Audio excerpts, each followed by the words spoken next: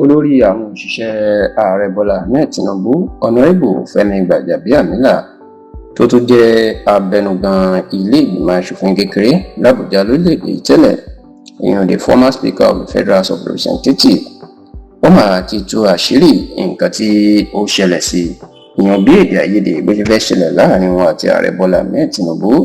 tó kù díẹ̀ kí ààrẹ Bọ́lá Ahmed Tinubu kó gba ipò olórí àwọn òṣìṣẹ́ ààrẹ ìyẹn chief of staff to the president kó gbà lọ́wọ́ ẹ̀ tó sì jẹ́ pé níṣe ni Fẹ́mi Gbàjàbíàmílà ó jẹ́ kó di mímọ̀ pé bí kì í bá ṣe ìgbàgbọ́ tí ààrẹ Bọ́lá Ahmed Tinubu tó ní nínú òun ó ní òun bá ti pàdánù iṣẹ́ òun gẹ́gẹ́ bí olórí òṣìṣẹ́ gbogbo àwọn òṣìṣẹ́ ààrẹ Bọ́lá Ahmed Tinubu tó wà ní ilé ìjọba l'Àbújá èyí tí wọ́n ń pè ní Aso Rock tàbí Aso Villa. Ní ọjọ́bọ̀ tí í ṣe ọjọ́ tọ́sí ọ̀sẹ̀ tí a wà nínú ẹ̀ yìí ó ní Fẹ́mi Gbàjàbíàmílà ló máa tú àṣírí yìí nígbà tí ó ń ṣe ìpàdé pẹ̀lú àwọn ọmọ ẹgbẹ́ òṣèlú All Progressives Congress APC tí agbègbè Sùúrùlérè tó ti wá àti gbogbo àwọn àgbààgbà àtàwọn ẹlẹ́nulọ́rọ̀ lágbègbè náà lórí ètò ìdìbò ààrẹ ọdún 2027 tó ń bọ̀ pàápàá ètò ìdìbò abẹ́lé ẹgbẹ́ òṣèlú APC tó ti bẹ̀rẹ̀ láti ọ̀sẹ̀ yìí nínú APC primary election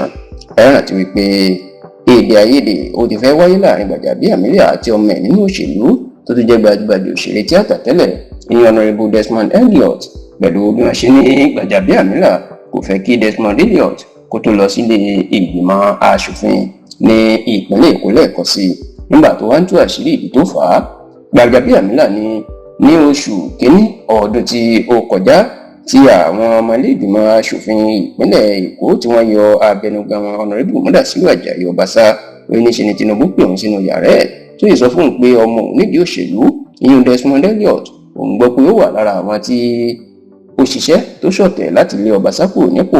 tí Fẹ́mi Gbàjàbíàmílà ń sọ fún ààrẹ Bọ́lá Tinubu pé Desmond Elliot ò lè ṣerú ẹ̀ nítorí kò sí nǹkan tó fẹ́ ṣe tí ò ní sọ fún òun nítorí pé ọmọ òun nídìí òṣèlú ó ní Tinubu sọ fún òun pé n tóun gbọ́ nìyẹn o àti pé àṣírí tó tú sóun lọ́wọ́ kì í ṣe irọ́ rárá òun gbọ́ dáadáa ni tí Fẹ́mi Gbàjàbíàmílà ó sì ní bóun ṣe kúrò nínú ìpàdé pẹ̀lú Tinubu lòun pe Desmond Elliot tóun sọ fún un pé o gbọ́ ṣé lóòótọ́ nìwọ náà ń ṣọ̀tẹ̀ tó fẹ́ yọ Obasa láì sọ fún òun òye níṣe lòun sọ fún Desmond Elliot pé bó bá wà nínú àwọn tó ń ṣọ̀tẹ̀ kó tètè lọ padà. Fẹ́mi Gbàjàbíàmílà ní lẹ́yìn eléyìí ìyẹn ọ̀gá àgbà àwọn ọ̀tẹlẹ̀múyẹ́ ìyẹn Director General of Department of State Service DSS ìlú tó pè òun wípé wọ́n ti fẹ̀sùn kò ń pé òun gan ẹnu wà lẹ́yìn bó ṣe fẹ́ yọ Obasa nílé ìgbìmọ̀ aṣòfin ìpínlẹ̀ Èkó nítorí pé òun ni bàbá àṣàlẹ̀ fún Desmond Elliot tó kó pátákótákó níbẹ̀. Gbàjàbíàmílà lẹ́sẹ̀kẹsẹ̀ lòun gbé fóònù tó ń pe Desmond Elliot pé lẹ́sẹ̀kẹsẹ̀ kí ó lọ fi ọ̀rọ̀ síta pé òun ò mọ nǹkan kan ìyún Desmond Elliot òun lọ́wọ́ sí àwọn tó ń ṣọ̀tẹ̀ Obasa tó sì ní di àsìkò yìí níṣe ni Desmond Elliot kò ṣe nǹkan bẹ́ẹ̀. Fẹ́mi Gbàjàbíàmílà ní ọ̀rọ̀ yìí ó fẹ́ kó bóun lọ́dọ̀ ààrẹ Bọ́lá Tinubu kódà ó ní díẹ̀ ló kúkú gba iṣẹ́ lọ́wọ́ òun tó sì ní bí kì í bá ṣe pé Tinubu ní ìgbàgbọ́ nínú òun ó ló yẹ kí òun ti pàdánù